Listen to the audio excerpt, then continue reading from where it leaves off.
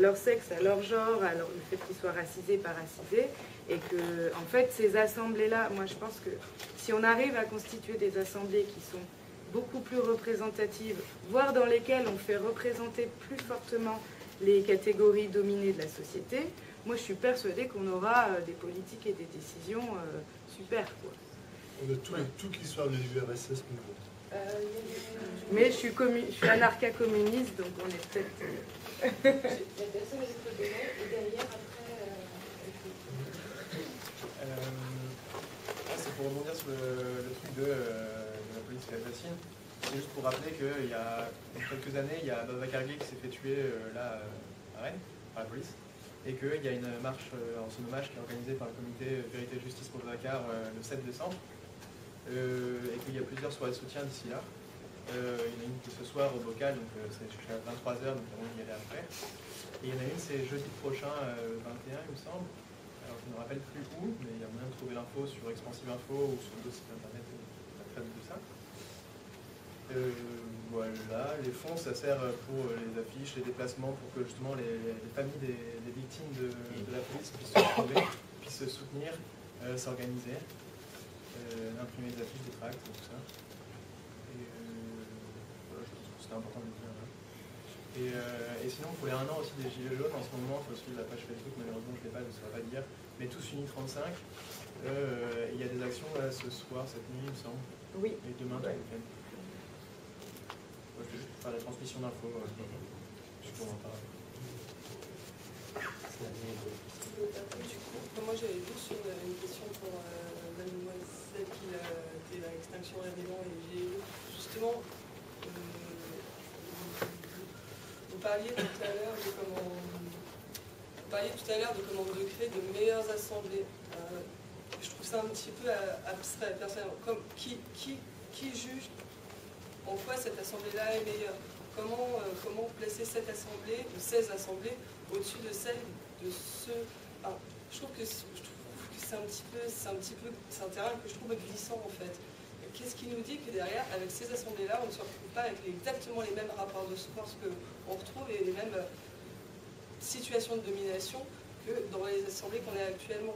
Moi, je suis plutôt de l'avis de monsieur et d'Isabelle qui disait tout à l'heure, qui parlait de sorte de fédération et de monter, de promulguer la parole, et peut-être voir de plus en plus haute selon les échelles, mais en fait, je trouve que l'Assemblée, ça reste de base des gens qui prennent des décisions pour d'autres, en parlant en leur nom, et je trouve ça dangereux, vraiment. Je trouve que fondamentalement, le principe est glissant, en fait. Même si on met de très bonnes personnes à la tête de ces assemblées-là, il y a toujours un risque de prise de melon, quoi, tout simplement, de défendre ses propres intérêts plutôt que celles du reste de la population.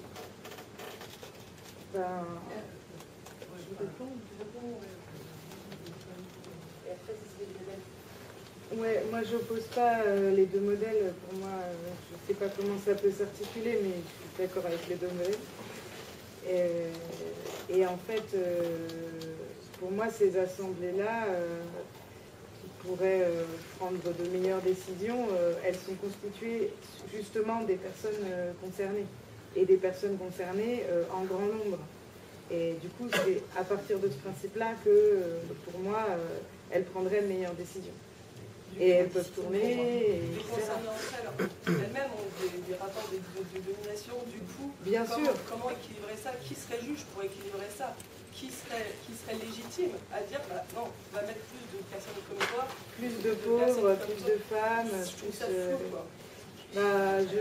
j'en sais rien, mais c'est des tentatives de bricoler et de faire qu'il y ait plus de démocratie et de justice sociale dans le système actuel. Après, Isabelle, c'est de ça dont tu voulais parler? C'est de ça que je voulais parler, car c'est peut-être le moment de placer la célèbre phrase que le pouvoir corrompt. Ne l'oublions jamais, parce qu'on a tendance à imaginer qu'on va pouvoir l'améliorer, ce pouvoir de l'intérieur, lui mettre autant de garde-fous qu'on veut, pour en faire une magnifique, ou la meilleure des démocraties représentatives possibles. Sauf que, avec la toute petite expérience que j'ai, je peux vous dire que au sein d'une assemblée, les meilleures des personnes, au bout de 6 mois, sont intégrées au système et réfléchissent comme le système. Parce que c'est fait pour ça. Parce qu'une assemblée, c'est fait pour absorber des individualités qui oseraient réfléchir autrement pour l'intérêt général ou pour plus d'égalité ou plus de justice sociale. Et d'imaginer que nous pourrions créer cette assemblée idéale, ça ne marche pas. Et je suis navrée. Car, comme beaucoup d'autres personnes, j'y ai cru. C'est pas... je dis pas... voilà, je vous annonce un truc exceptionnel. Hein. Ça fait très longtemps que c'est débattu. Le pouvoir corrompt et les grands hommes sont souvent les grands corrompus. Et le pouvoir sont grandement corrompus. C'est ça la phrase exacte. Et ça satisfait également les gens au pouvoir de nous faire croire qu'il pourrait y avoir des améliorations. Et pour finir, certaines avancées sociales qu'on peut qualifier d'avancées sociales, je parlerai d'une des récentes comme le mariage pour tous, c'est la carotte, c'est la petite récompense pour vous faire accepter, pour nous faire accepter tout le reste qui représente des régressions. Et que les acquis sociaux, ce qu'on a pu gagner, que ce soit la sécurité sociale ou le reste, ce n'est pas l'Assemblée qui l'a donné, c'est le pouvoir de la rue et le rapport de force. Et je pense que c'est extrêmement important de le garder en tête pour ne pas perdre de temps et aller à l'essentiel. Voilà. Ben en fait, c'est une question parce que moi, je ne suis pas de Rennes. J'imagine que je suis le seul dans la salle qui ne sait pas de quoi on parle. C'est quoi l'Assemblée? Elle est où, cette Assemblée-là? Mais si je suis le seul à ne pas le savoir, vous pouvez me l'expliquer après, là, mais... C'est comme dans le système municipal, il y aurait une assemblée au milieu, il y aurait les électorats, puis il y aurait le conseil municipal, puis il y aurait comme une assemblée, c'est ça? Alors, je crois que c'est le débat entre vous deux, c'est que tu parlais d'assemblée, genre assemblée de députés, ou genre de choses, ou tu parlais juste... Mais vraiment rapidement, là, parce que je veux pas... Aujourd'hui, en France, il y a une revendication qui est de créer des assemblées citoyennes qui prendraient des meilleures décisions. Oui, mais elle est où, cette assemblée? Elle serait où? Elle serait où il y a eu, par exemple, Extinction Rébellion a demandé ça au niveau national et du coup, Macron a fait la Convention citoyenne du climat, là. Par ailleurs, le mouvement des Gilets jaunes s'est constitué au niveau des ronds-points, des Facebook et des assemblées locales. Et il y a eu des réunions d'assemblées des assemblées. Et du coup, il y a plusieurs, comme ça, forces qui demandent des assemblées qui soient pas issues de la démocratie représentative pour faire de meilleures politiques que les politiques qu'on a actuellement. Et par exemple, le mouvement des Gilets jaunes a organisé beaucoup d'assemblées citoyennes délibératives et a organisé aussi des rencontres nationales d'assemblées des assemblées sur les principes de la démocratie directe. Et du coup, il y a cette volonté forte là dans la société française de trouver des formes assembléistes, citoyennes, qui soient et qui aura un impact sur les décisions au niveau municipal, par exemple. Au niveau municipal et au niveau national. C'est bon. Désolé, je suis interrompu, mais c'est juste... Bon, merci. Et du coup, j'enchaîne.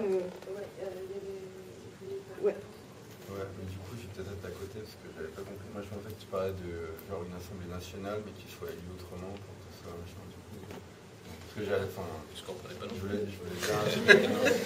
Non, parce qu'un argument en plus contre, par rapport aux élections et tout ça, et aux municipales, c'est que en fait, je le dis quand même, tant pis si ça coûte un petit truc, mais pour moi, il y a une perte de temps en fait. C'est-à-dire que pour avoir un conseil municipal, une assemblée nationale, en fait, il faut élire des gens et le temps qu'on passe en campagne électorale, on pourrait l'utiliser à des trucs bien plus utiles en fait. Du coup, pour ça, je pensais qu'il y avait un débat entre est-ce qu'on élit des gens ou pas, et je me dis plutôt que d'élire des gens, on monte des trucs et le temps qu'il faut pour une campagne électorale, en espérant peut-être être élu, on peut ouvrir une école, ouvrir une bibliothèque, ouvrir un centre social, on peut faire des trucs. comprend pas le pouvoir, mais de fait, on a le pouvoir. Enfin, mais bon.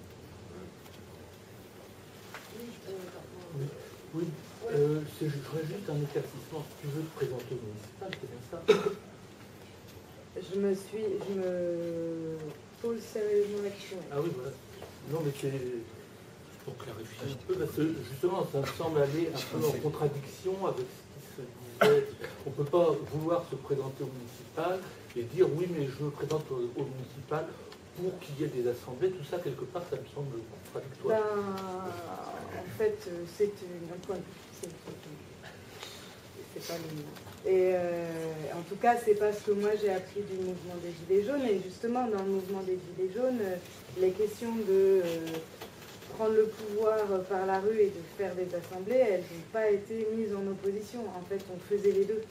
Et c'est parce que, enfin, c'était ça toute la richesse du mouvement des Gilets jaunes, c'était que, en fait, il y avait la volonté de prendre le pouvoir par la rue, et en même temps, il y avait cette volonté de ne pas avoir de chef, et de débattre, et de délibérer collectivement, et de se demander comment est-ce qu'on voulait améliorer les choses.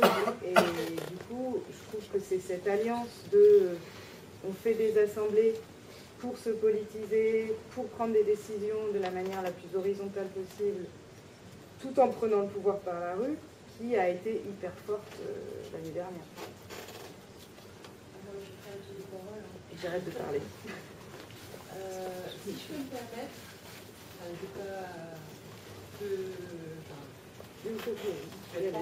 je ne veux pas être méchante, mais... Tu peux être méchant. Je peux. Ouais.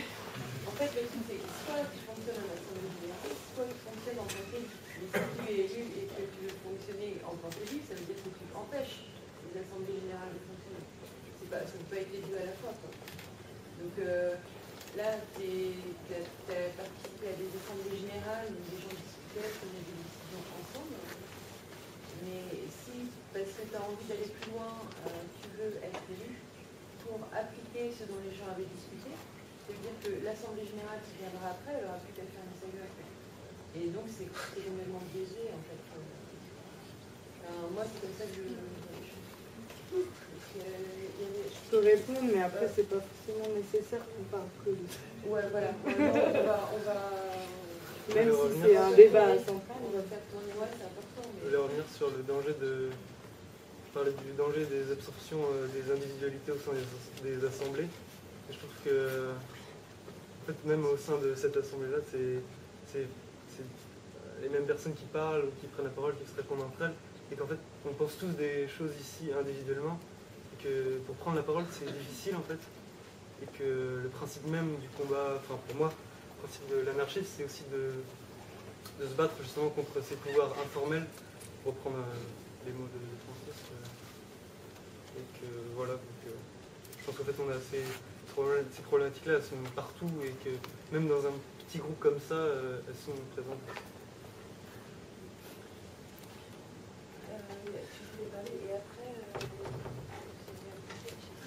Je suis content que tu viennes de dire ça, parce que je vais aller assez dans ton sens. Et c'est vrai que là, des débats qu'il y a là et de ce que j'entends aussi, je vois beaucoup aussi d'individus qui cherchent un petit peu, via leur cheminement, via leurs expériences, à essayer d'exposer un peu eux ce qu'ils ont compris et ce qu'ils aimeraient voir et ce qu'ils exposent un peu comme leur vérité aujourd'hui de la meilleure façon de voir le monde, de gérer le monde, de gérer peut-être pas le monde, mais en tout cas un petit groupe d'individus. Et c'est assez intéressant de voir ça et de voir comment les gens, par rapport à certaines peurs et leur expérience, vont aussi essayer d'influencer celles des autres, plus ou moins violemment ou non. Et moi, j'aime beaucoup ce que tu proposes aussi, et j'aime beaucoup en tout cas l'idée qu'on puisse aussi chacun expérimenter via faire son parcours, ses expériences, son cheminement, et que c'est un peu l'évolution de chacun aussi, et qu'on a tous en soi des peurs et certains besoins qu'on va exprimer de manière ou d'autre, et qu'on se rattache à l'anarchisme ou au gilet jaunisme, ou peu importe, au final, on essaye tous de trouver des réponses à une forme de même problème, et on va tous faire des expériences différentes, en passant par des assemblées ou en passant par d'autres systèmes qui nous orientent au fur et à mesure et qui nous font cheminer. Mais voilà, j'ai pu avoir du mal là, pendant à certains échanges avec certaines personnes qui peuvent un peu mettre leur point de vue comme si c'était la vérité, la sainte parole de comment il faudrait faire. Et moi j'aime beaucoup l'idée que déjà en tant qu'individu on essaye de trouver ce dont on a vraiment besoin, ce à quoi on aspire, et juste déjà de base d'essayer de le vivre et pas de simplement le revendiquer, même si c'est important aussi d'essayer d'ouvrir les portes aux autres, d'ouvrir des fenêtres pour que les gens puissent aussi voir qu'il y a d'autres réalités, d'autres chemins possibles, mais que déjà que chacun puisse essayer de vivre en fonction à ce à quoi il aspire, en créant directement aussi, en créant des assemblées comme tu as dit, ou en ville d'essayer de créer de se réunir et de faire des projets, ou par la lutte, si c'est par la lutte pour certains. Moi je pense qu'il y a plein de manières aussi d'avancer dans ces domaines-là, sans que ce soit à aucun moment opposable, et que tout ça puisse aussi s'entremêler. Et c'est aussi ce qui est beau, c'est que chacun découvre aussi ce qu'est peut-être la vraie démocratie, en tout cas sa vraie démocratie, en cheminant comme ça et en rencontrant un peu plein de parcours différents. Ouais, pour revenir un tout petit peu avant, ça me faisait penser au municipalisme libertaire de Pouchkine. Et je ne sais pas si vous connaissez Francis, il me semblait qu'à Montréal, il y a eu 40-50 ans, il y a eu une tentative comme ça de prendre le pouvoir de la municipalité pour les redonner aux citoyens directement. Je ne sais pas ce que vous en pensez.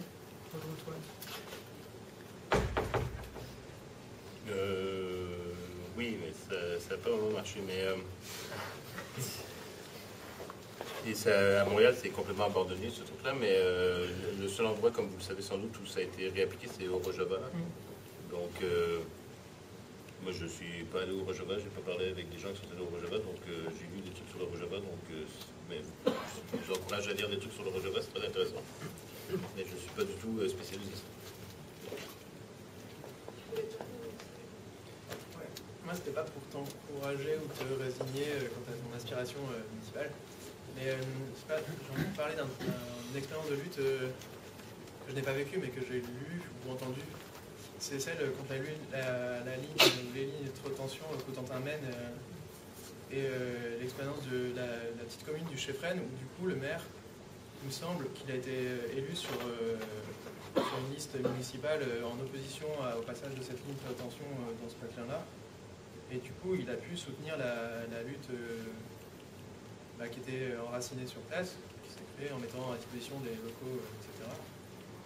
Mais en même temps, ça n'a pas empêché la préfecture et l'État d'imposer cette décision-là et le passage des lignes de retention.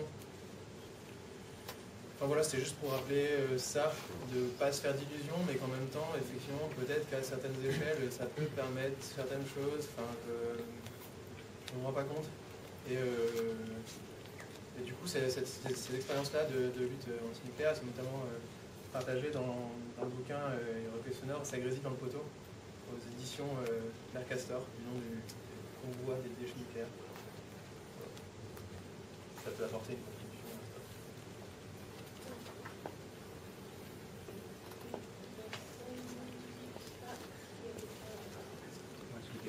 Question d'échelle, la démocratie directrice ça peut marcher, à 100 millions ça a peu de chance, est-ce qu'on sait à peu près quand est-ce que ça commence à déconner?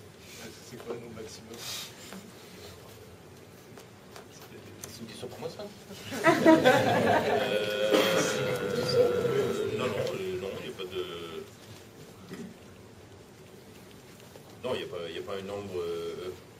C'est sûr que tout seul c'est plus facile d'avoir le consensus, ça c'est certain, mais on peut se tromper quand même.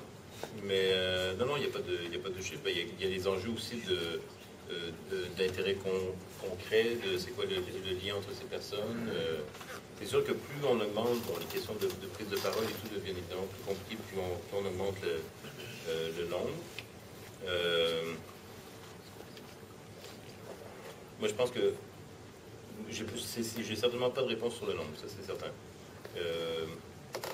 Et puis, quand c'est, je l'évoquais tout à l'heure, quand c'est, dès que ça dépasse un certain nombre, mais même des fois quand c'est assez petit, de toute façon, généralement, il y a des sous-comités, sous-endroits de prise de décision, par affinité ou par intérêt ou par urgence qui se créent aussi. Donc, il y a le groupe général, puis après ça redescend justement parce qu'il y a des choses qui sont mieux en petits groupes, c'est des questions d'affinité ou c'est des questions de sentiment de priorité. Et puis peut-être un dernier commentaire qui n'est pas directement lié à ce que vous venez de dire, mais qui je pense, a probablement joué pour les Nuits debout, pour ce que j'en comprends, ou en tout cas, Occupy, c'est différent. Occupy, en fait, il y a eu une désaffection assez importante en octobre-novembre, mais je pense que des enjeux, c'est que au Dakota du Nord, en novembre, il commence à faire vraiment froid, en fait. Et donc, c'est beaucoup moins rigolo de dormir sous la tente. Mais il y avait beaucoup moins de monde, mais pour ce qui est d'Occupy, ce qui est certain, c'est que la fin d'Occupy, c'est pas le résultat du fait que Occupy n'a pas fonctionné ou n'a pas gagné. De toute façon, ce terme-là n'a pas vraiment de sens, de toute façon, mais qu'il y a eu cette désaffection petit à petit. La fin d'Occupy, c'est la police. C'est dans toutes les municipalités aux États-Unis, à un moment donné, en novembre, des forces policières sont arrivées. Des fois, c'était sans violence, entre guillemets, même. Le seul fait que l'intervention de la police ait lieu, c'est une forme de violence. Mais disait aux gens, là, maintenant, vous rangez vos tentes et c'est fini. Et dans quelques cas, il y a eu des arrestations et de la brutalité, mais les gens n'avaient pas la capacité de résister. Et la fin d'Occupy, c'est pas parce que la démocratie directe ou l'Assemblée ne fonctionnait pas, c'est parce que les autorités ont dit c'est fini et c'est la police qui a été envoyée. La police qui était au début pour Occupy, Occupy disait la police fait partie du 99%, c'est l'idée des amis. La police, c'est nos amis, c'est la même logique. Qui en plus n'est pas totalement vrai, parce que nous, par exemple, notre chef de police à Montréal, il fait partie de 1%. Et il est plus payé que le premier ministre, et en fait, si on calcule 1% au Canada, nous, notre chef de police, c'est 1%. Les policiers de base, c'est des 99%, mais le chef, c'est 1%. Mais je pense qu'une des raisons de désaffection à un moment donné pour des expériences comme Nuits debout et Occupy, qui est une des faiblesses de la démocratie directe ou du désir de s'assembler, qui relève un peu de l'affect aussi, c'est qu'à un moment donné, en fait, si on n'a rien à gérer concrètement, ça n'a pas beaucoup de sens non plus. Et c'est pour ça que dans les assemblées syndicales, par exemple, ou les assemblées étudiantes, quand il n'y a pas de conflit, il n'y a pas nécessairement beaucoup de monde qui viennent, mais la journée où on sait qu'il pourrait y avoir une grève, bien là, tout à coup, les amphis se remplissent, parce qu'en fait, là, il va y avoir un conflit, et ce conflit, il va avoir un impact sur la vie des gens, et il y a quelque chose à discuter réellement. C'est pas juste le plaisir de s'assembler, c'est aussi qu'il y a quelque chose qui a du sens. Et je parlais du commun au Moyen-Âge. Aujourd'hui, on n'a plus de commun. Donc, on peut s'assembler place de la République pour parler de refaire le monde, mais concrètement, la place de la République, c'est même pas à nous. Et donc, on n'a pas grand-chose à gérer dans les faits. Et c'est sûr que le mouvement social lui-même est quelque chose qu'on a en commun, mais à un moment donné, ça peut effectivement tourner à vide. Puis, si, au niveau économique, par exemple, on avait des choses à co-gérer ou à auto-gérer au niveau économique, bien, probablement que le matin, quand on rentre au travail, bien, on aurait notre petite assemblée, puis on parlerait ensemble, ça aurait du sens. Mais si c'est simplement le syndicat qui dit « Ah, venez, c'est important de se rassembler pour parler des choses syndicales », non, c'est pas important de se... Moi, je sais, je suis à l'exécutif de mon syndicat, c'est pas intéressant. Tant qu'il n'y a pas de choses concrètes à régler. Et donc ça répond en partie à la question du nombre, parce que le nombre, il est lié aussi à de quelles choses on veut parler en commun. Et dans certaines situations, c'est peut-être quelques milliers de personnes. Dans d'autres, c'est peut-être quelques centaines par rapport au lieu du travail. C'est la question, c'est quel est l'objet qui est l'enjeu et qui est la question, qui est la préoccupation, qui est la volonté d'agir.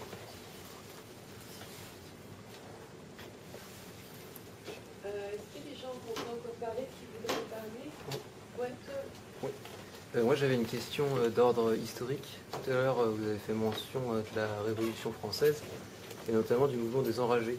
Oui. Alors je ne connais pas tellement, visiblement d'après ce que j'ai compris, il proposait autre chose que l'État jacobin qu'on connaît maintenant. Donc je voulais savoir si vous pouviez en dire plus, pourquoi ça a échoué et si on peut faire un parallèle avec la Révolution anglaise aussi, et Cromwell, et le mouvement des piocheurs.